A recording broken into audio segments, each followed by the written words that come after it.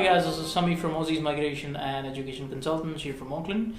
In today's video, would like to go through some basics of on the PTE test structure, and would also like to highlight the key difference between the IELTS and the PTE exam. So we've had a lot of queries from our students who weren't very familiar with the PTE test structure, and they had attempted IELTS in the past, but weren't very sound with the knowledge of the PTE.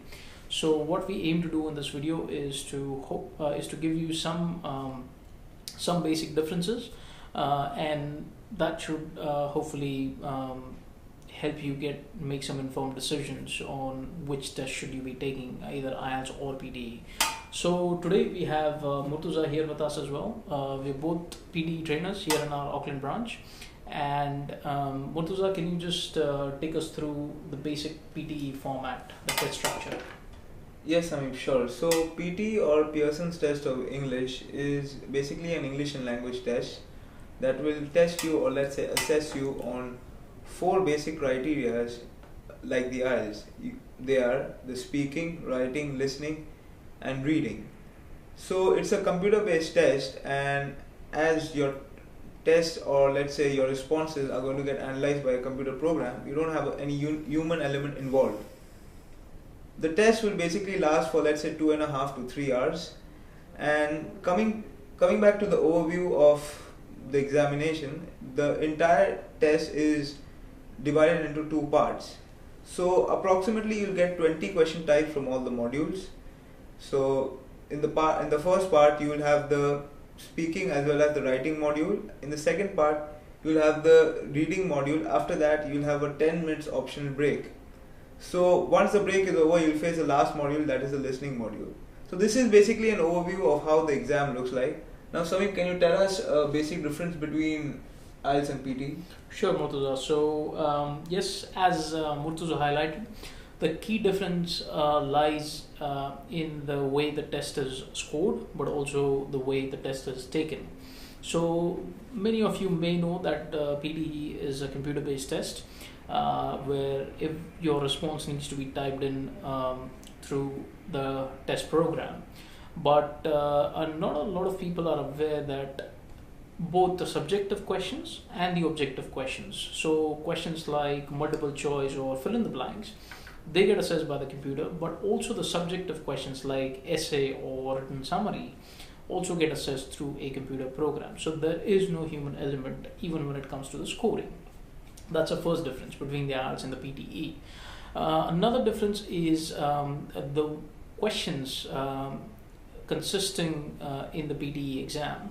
The more used, or they can be thought of as questions which you'll use or apply, or answers that you'll use or apply in day-to-day English speaking.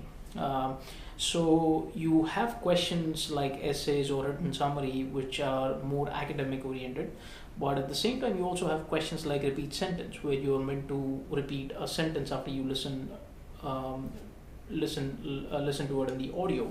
So there's a mix of both. There's a mix of academic, and there's also day-to-day English involved to some extent as well. Whereas IELTS is more academic oriented. So you have, in case if you're giving an academic exam, then you know that you have a lengthy reading passage, which is pretty technical sometimes.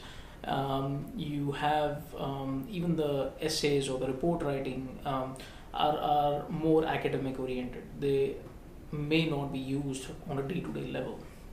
So that's the second key difference. The third key difference is the way the test is taken. So with IELTS, you know that you have a set time for all the questions, or all the modules rather. So you have 40 minutes for listening, 30 minutes for answering your questions, and 10 minutes to transfer those answers into the answer sheet, 60 minutes for reading, 60 minutes for writing, and so on. With PTE, you get a set range instead of a set time. So basically what happens is you are told that the reading could take anywhere from 32 to 41 minutes, and your reading module in the exam could even have a duration of 32 minutes, or it could even have a duration of 41 minutes. So basically, there's a time range rather than a set time, and there is no order of the way the question gets asked. So basically, if you I don't wish that you have to give this exam the second time, but in case if you have given the exam for the second time or the multiple times, then you may have noticed that they like to juggle up the questions. So basically, at times you may get fill in the blanks first in the reading, and at times you might get multiple choice questions in your first question set. So basically, there's a difference in order in the way the question gets asked. So there's no rigidness to how the test is taken. So those are the three highlighting key difference. Now, Murtaza, can you tell us a bit more about how is IELTS more beneficial? How the PTE is more beneficial than the IELTS? Yes, sure. So PTE has gained a lot of popularity around the globe, as Samim described, for many reasons. The first being the convenience part, that is especially in New Zealand, there is quicker availability to book your exam seats as compared to the IELTS. We have observed here that students are able to book their exam seats a week out as well. Another major benefit of PTE is that the results, or let's say the scores, are assessed within 24 hours, or let's say they might take a max to max of 5 working days. So those of you guys who have immigration formalities to fulfill can understand how important it is to receive your score as soon as possible. Now let me give you an insight that will help you as a PTE test taker. Now we believe that, or let's say in our experience, the role of the quality of your response in case of PTE in certain question types take a back seat to a certain extent. Let me elaborate this to you by giving you an example of a particular question type called the describe image, which is part of the speaking module. So in that question, you are assessed on 3 basic parameters. They are the quality of your content, the quality of your pronunciation, as well as your fluency. So let's say if I were to tackle this question, and in that case, let's say if in my response, the quality of my content is not as I expected it to be. Let's say it is mediocre. But then I have delivered that mediocre content with the right fluency and pronunciation. So in those 2 parameters, I will end up getting a higher score rather than content. So now this is really difficult in case of IELTS, because the quality of your response in IELTS always is in the parallel focus. So in other words, your response, or let's say your tests, get assessed or analyzed by highly trained professionals, which makes it difficult.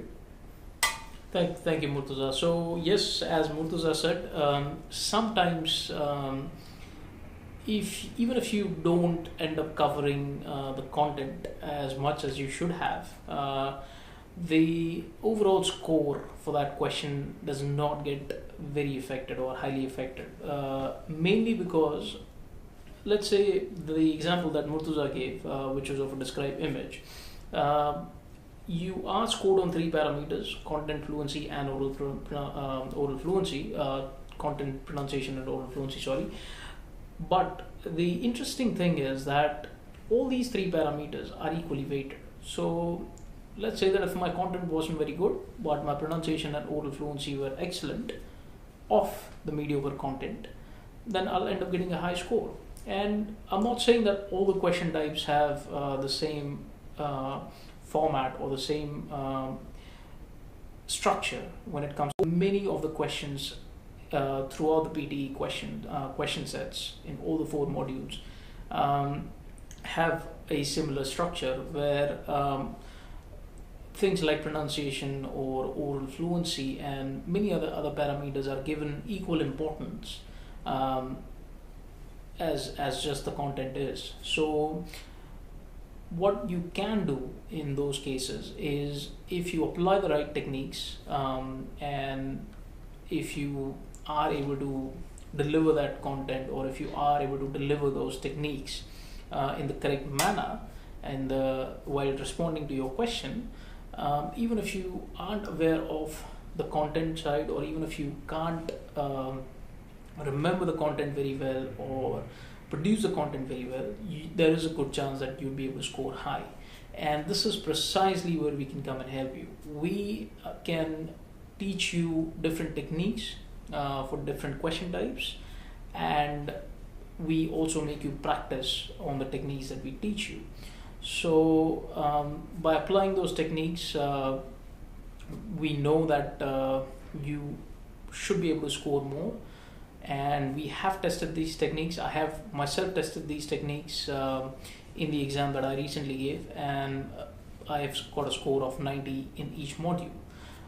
So I know that these techniques work, and where the techniques don't work, you can just do as well as you can, but where the techniques do work, you can score extra.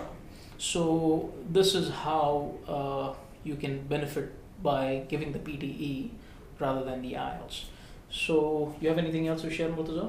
So yeah, so this was just a basic video about a basic discussion about how PTE looks like and what the structure is, and we have tried to highlight the advantages that PTE has over IELTS.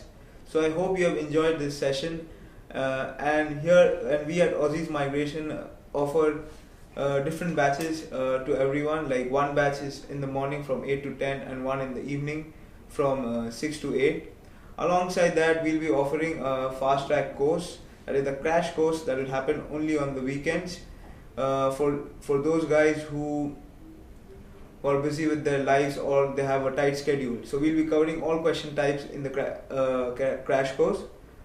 So thank you for listening to us, and for further details you can call us on 0800 287 749 or follow us on Facebook at Aussie Migration.